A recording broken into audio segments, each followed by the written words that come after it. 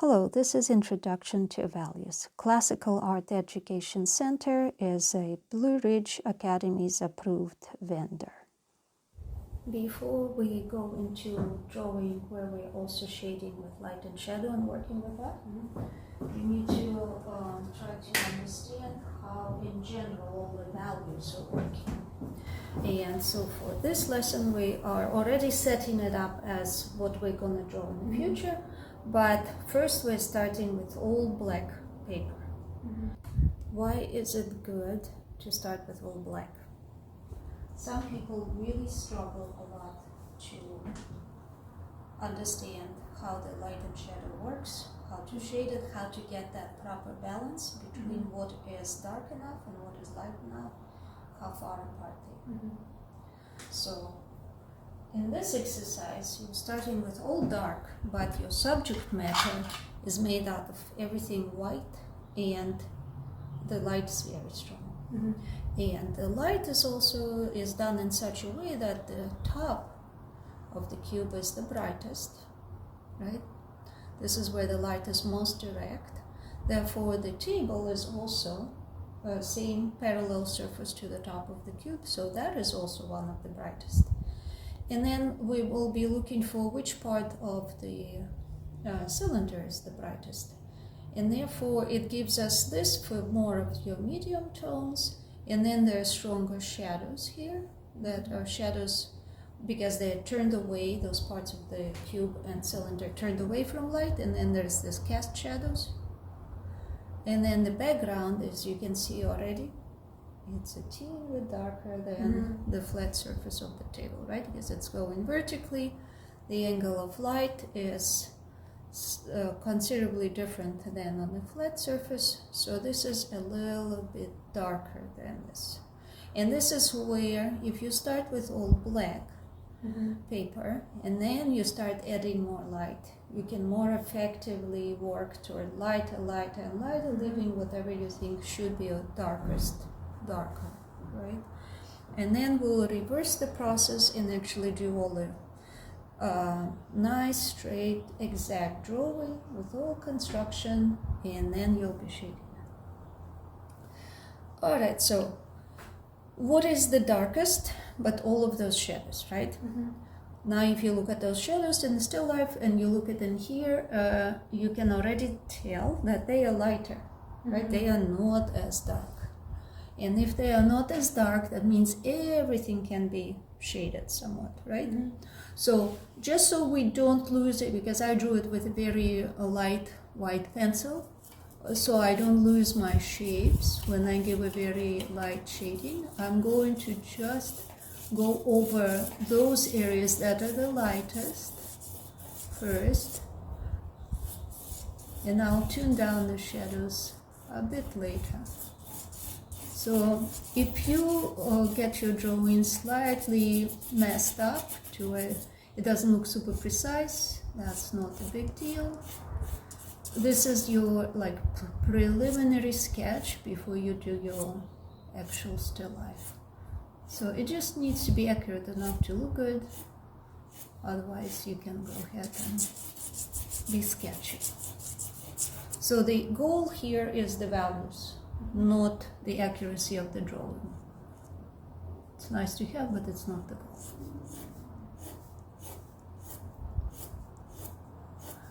When you draw it out for yourself as well, since you just finished the cylinder on its side, you can more or less duplicate the cylinder shape pretty well. So you see how even this is definitely going to go lighter, but the first step is let's separate all of our main areas. Okay, so here I got the background. Now I'm going to give the first pass to the foreground. I'm going to already punch up this line so I don't lose it again, right? But it's not a big deal if otherwise my values are the same. And also, as you see, I changed direction. The change in the direction, even if it's the same value, still helps you see which part is different. So this is a vertical surface, lines go in one direction. This is a horizontal, they go in a more horizontal direction. Just strictly a technical thing.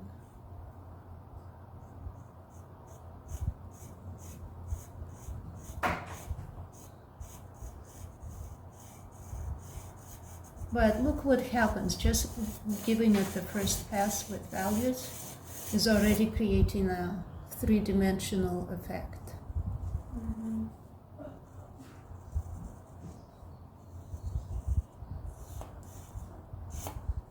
And you see how I'm starting with my lines right on the edge of the cube, for example, in here, right? So I put it right on my line and I go away. This way, here it doesn't matter where it ends. Here it does matter for that straightness of the side of the cube. It does matter.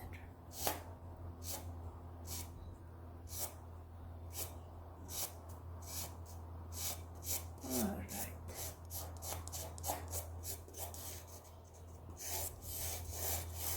And very often, even in painting, if you're struggling with being able to tell the values and colors, I often recommend to use canvas that is already tinted.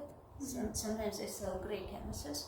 For pastels, they sell various colors, pastel papers, and even boards, and that is very helpful. So if you're struggling with getting your colors right, switch to already colored surface. If you can't, what you do with watercolors, for example, obviously you can't start with already colored surface. You do like one overall pass for everything except the brightest highlights. Tune it down so the paper is not bright, because otherwise you're looking at nothing but one big highlight and something's drawn on it. And when you start adding color and values, that's kind of messing with you. Some people struggle with it, some don't. So we never know until you try. Alright, so this will be all shaded. This will be all shaded shadows. But right here, I already can tell that because this is going to be the brightest surface, I'm going to give it a stronger line right on that edge and right on this edge. The goal is not to hit it accurately right away. The goal is to give it a general value and work in layers toward lighter and lighter values. So while my edge is a little brighter, just so I don't lose the shape, the rest of it is not. So obviously right here, this needs to be brighter. And look, because I'm changing directions and I'm going vertically here and I went horizontal and then diagonal, it does separate better. All right, so let's do that. It's working. Keep what's working.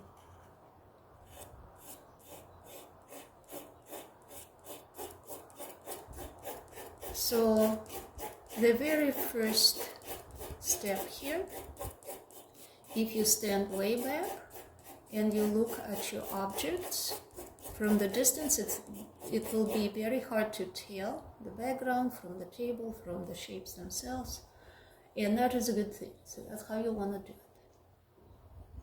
You don't want too much definition just yet.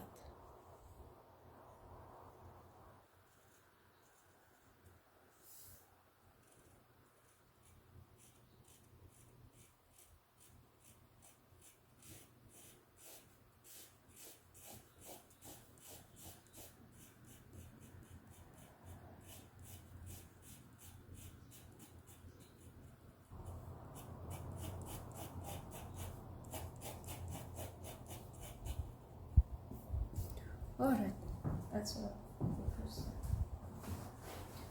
Not too much definition. Now we need to start adding more layers of value. And where can we go and make sure we separate it? But the top, right? we can give that an immediate pass because we know it's going to be the brightest of them all.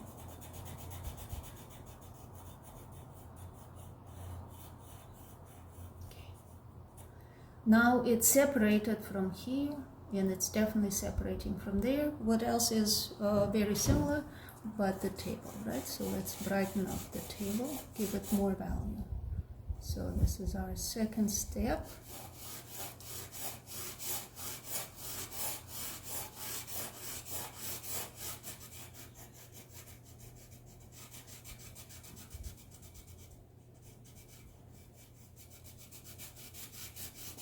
Now, if you brighten it too much, because you can basically push and fill in all of these gaps here in the paper, all this juicy paper, you can keep pushing hard with the pencil and it will get whiter and whiter.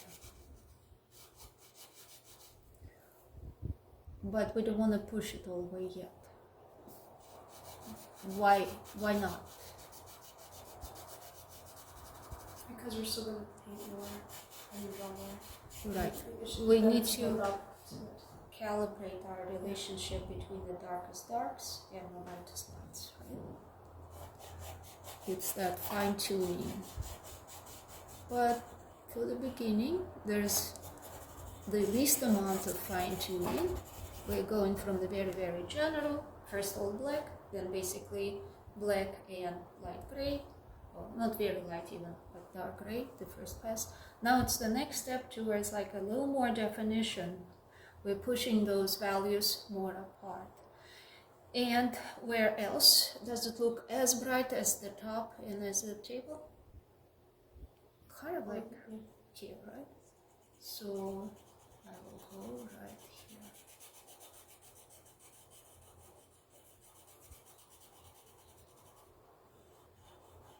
I can even go all the way to the line here.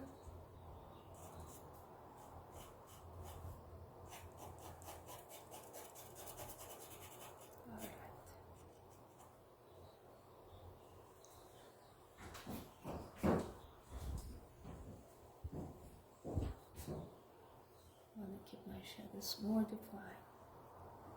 Okay. Alright, a little more definition, but if we compare this to the still life, that one is way bright, right? So what can we do now? If we keep adding more values and making this lighter, this lighter, this lighter, background lighter, this is going to look too extremely dark, and we're fine-tuning everything together, right? So the easiest thing to do now, because we have, it's very hard to lose our lines now, we can just completely go over everything with the light value.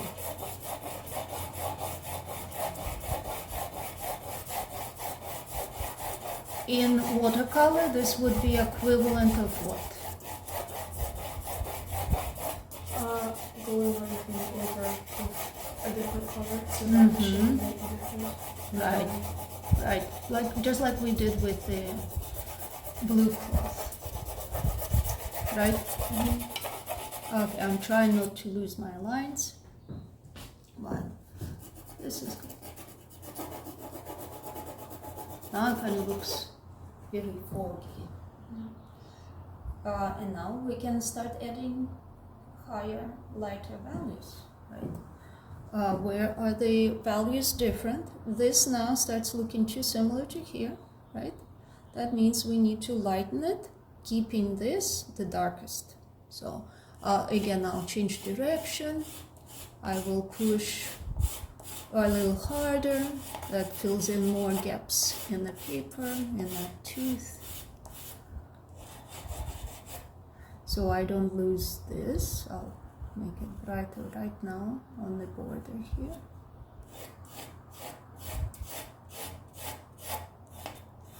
And as you already observed in your painting classes, where something is lighter, the background is slightly darker, it intensifies, right? Where this is lighter, the background darkens, and the other way around. So therefore, I don't even have to come right to the edge here. I'll leave that little bit of a gap. Right here, I'm trying to achieve the value I need. right on the edge, I'm leaving it slightly darker on purpose. That's that strategy. That's the effect.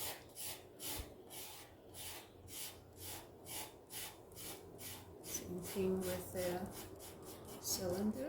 Let's take a quick detour. Take a look at Bathers at Asnieres by Seurat.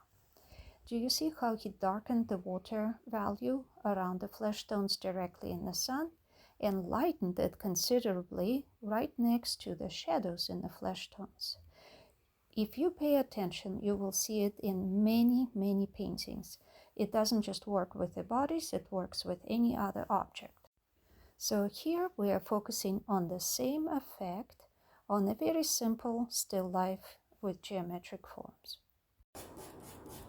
So what happens is that when you are standing back and looking at it overall, you see that overall this is a lighter value. You only notice the fact that it darkens right around the edges of the object later, if you like looking more intently. Now this is too similar to that, right? That means we are giving this another value, another lighter value. We're making it lighter. So now let's give this a slightly different direction as well. We went here this way, now this way. So it doesn't look too similar. I'm going to go in this direction.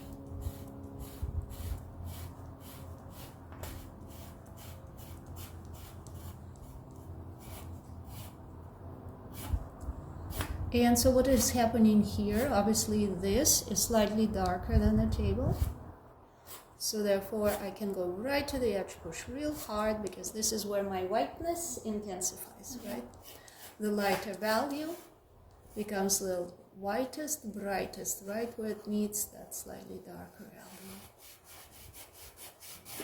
Both of them receive direct light, but this is a very low angle. This is a much more direct in terms of 90 degree. Closest to 90 degree, very close to our highlight.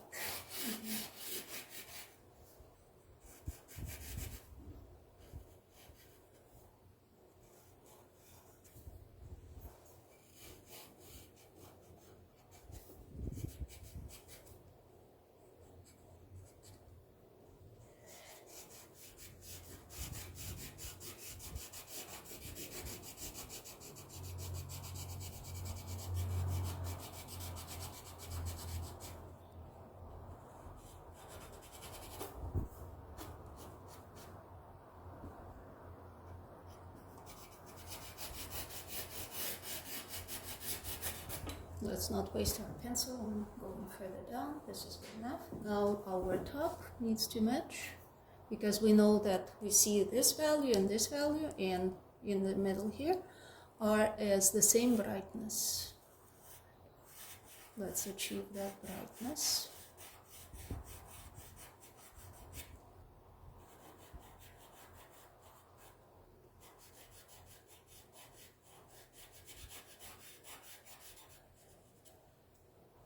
And this brightness.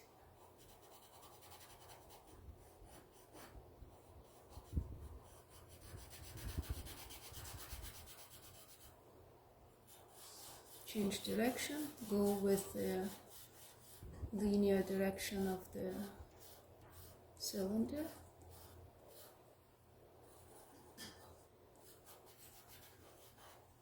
And then of course here, the cylinder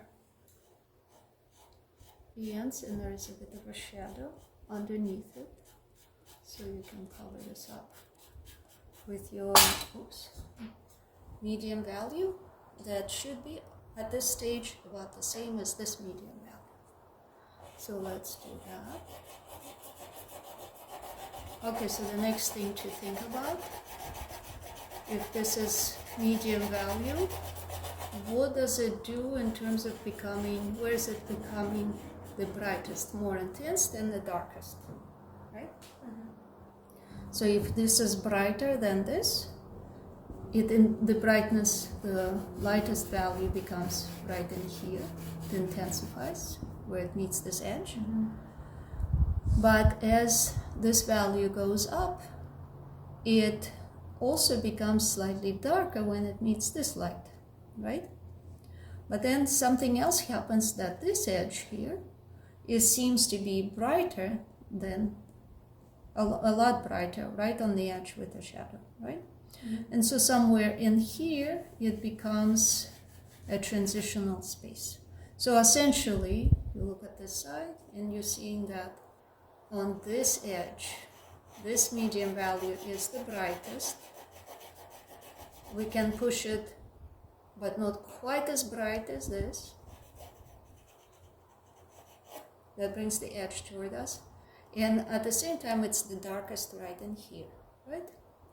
So we can focus on that, keeping it the darkest right on here.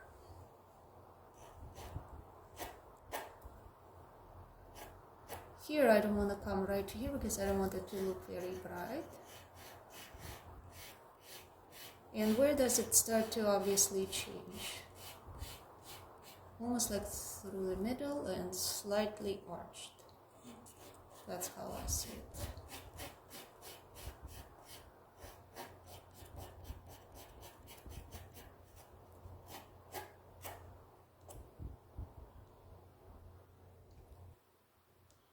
So, because I have that darker space, it would be ideal if I had all white. I just know that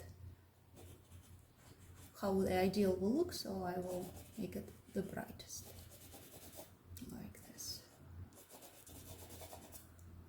And I will keep this my transitional space. And right where it meets that fabric, it gets the darkest. And the rest of it goes from the brightest right here toward this. This stays darker, this stays darker. Mm-hmm.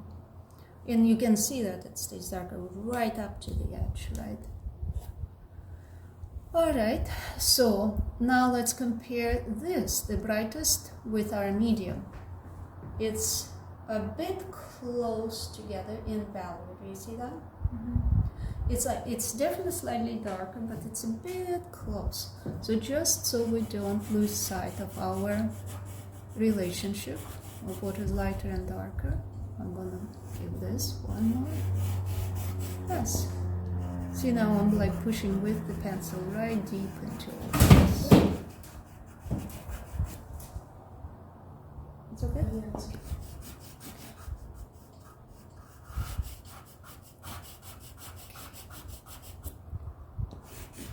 And I don't even need to go all the way down. I just need to make sure that this brightest bright is right here, the lightest value.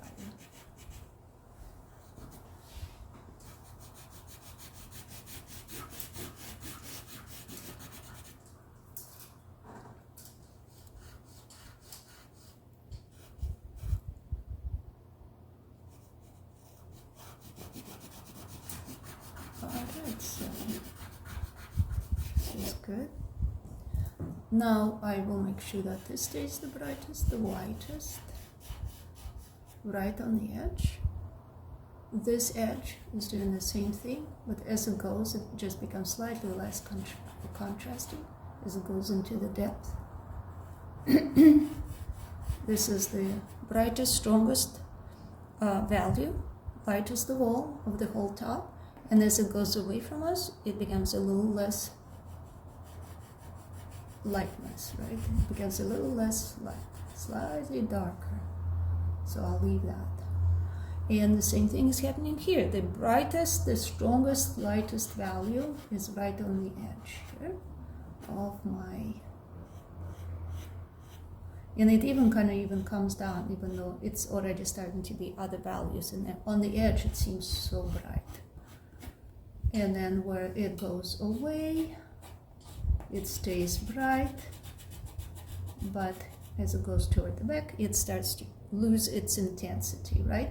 But because it meets this shadow here, it starts to pick up intensity along the edge once more. And it's almost like right here, bright here, and not quite so strong through the middle. And that's what will make it look like it's really turning and becoming around. It slightly darkens toward this edge as well, and you can even see that it's actually almost like a shadow on the edge there, starting to be. And even the background around here starts to look a bit brighter than this edge.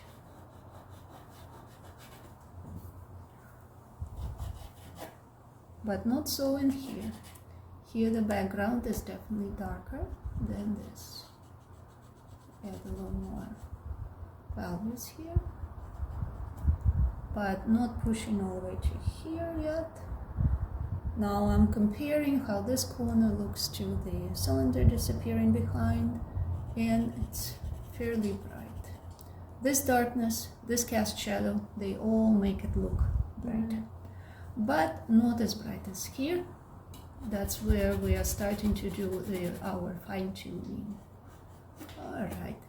So as it rotates away from light, it becomes slightly darker, and this shadow almost blends with the rest of the shadows. The strongest, darkest one being under the cylinder. So I'm leaving this pretty dark right now, leaving this pretty dark. So because we already have somewhat of a gray value in here, we can now once again take a look and decide. So is this too dark or too strong compared to our still life? Do our objects look white? Does the table background, do they look white? Or do they still look like they're gray? A little gray. Still has that kind of grayishness, right? So what would make it look less gray and more like white objects?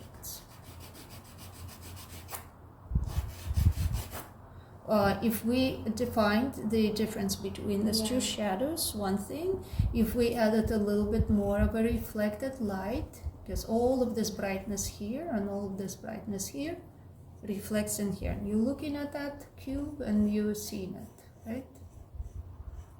So the cube is kind of darkest right near this edge.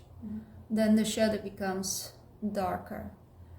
It's lighter against the cube, it's darker this direction, but it's darkest on the edge. Then what's happening is this is pretty dark, but right here, that reflection starts to appear. And this shadow is slightly darkening that reflection because less light is reflecting off of here. But actually the brightest part of that reflection is right here through the middle. So because I write down all this other shading here, all these other values, what I'm doing now is I'm being careful not to make this as bright as this.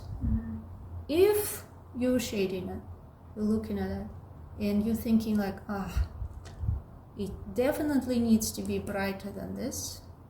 This seems to be working, but it's too similar to that. That means what? This needs to be lighter. Start fine-tuning. All right, so I am getting the strongest part of the reflection filled in. Gets a little darker here. Starts very quickly dissolving and going toward the edge where it is the darkest, the strongest. This shadow here, it's also not all one thing. It also has a reflection within that. And so I'm going to add a little bit of a lighter pass through here. What is the darkest really? The darkest is the shadow on the tape. So here's my cylinder continuing through, and this is my medium reflected light. The shadow intensifies toward the edges where it meets the other light. And now I'm looking at this and it looks too similar, so that means I've got to bring a little more value in here, a little bit lighter. Now they look different. But it still looks darker than here, and this still looks darker than here. That's good. And so I'm happy with that, so I'll keep that. Same thing, reflections in here. So again, darkest on the table, so we'll keep it. Where does the cylinder start to get lighter? It starts to get lighter just above the connection point. So I will make it lighter here. That's a strong reflection. All of this light is reflecting right in this part of the cylinder. And where does it stop? Actually, there's considerably more area of darkness over here, is if we compare it to the cube. So I will not push it too far, but I will gently diffuse it into here. So the edge definitely looks like the darkest value, and then it slowly comes back here, and it's definitely darker than the background here. Alright. This is kind of vague here, so I will add a little more definition of where my cylinder touches down, but very lightly because I don't want to mess with the value too much and lose it. So here we go. Brightest. Then it's darker around the edge and darker here, darkest. Alright, so now we compare this to that. Still seems to be working, not too similar. If it looks too similar, we lighten this up one more time, making sure this edge is the brightest. That means we lighten this up one more time. That means we make sure that this is nearly solid white. And it slowly rolls away toward that darker line. Alright, rolled away. Here, the background is slightly lighter, so we can correct that, balance. But we don't want it to compete with here, so we only brighten it right where these two meet. Then we quickly switch to where the table is starting to take over and become brighter, lighter value. So far this is not competing with this, and we also compare this two, and I can see that it could be a bit lighter, otherwise it's gonna be too dark overall, because it's, after all, it's white fabric.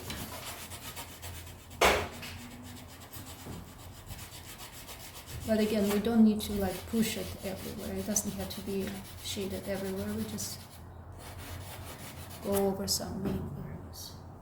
Alright, it's the overall effect. What else can we do? We can further separate these two. I'm looking at it now in there. I'm seeing just how different they are. And I'm looking at this, and I'm seeing that this is definitely lighter than this, different. So we'll go over here again. And now I'll just change direction, make this a bit lighter value, but not all the way to the edges. This is important not to lose.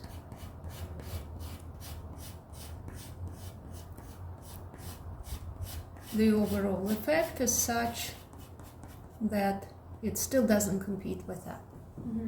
Right? That's your fine-tuning stage. When I stepped back, I saw that this looks too much like a dark line, so I will soften it up. I don't want it to look like a dark line, I want a softer transition.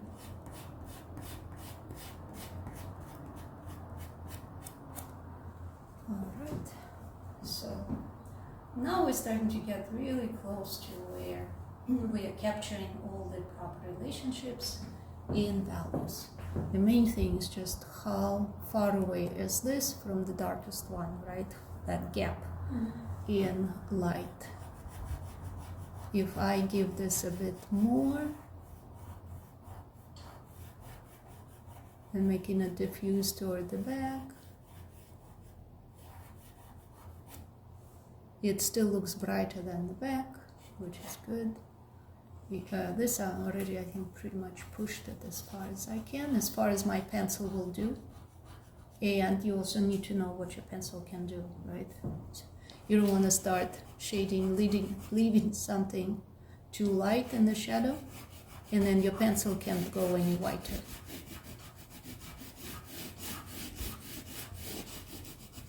Alright, so this is pretty much good. So,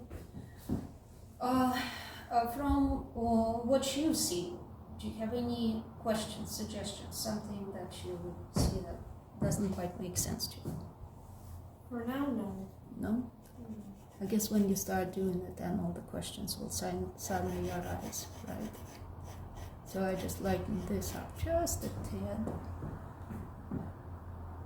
Through the middle. Overall, doesn't compete with it. But if you take perhaps just one little piece, maybe it's starting to be closer to that.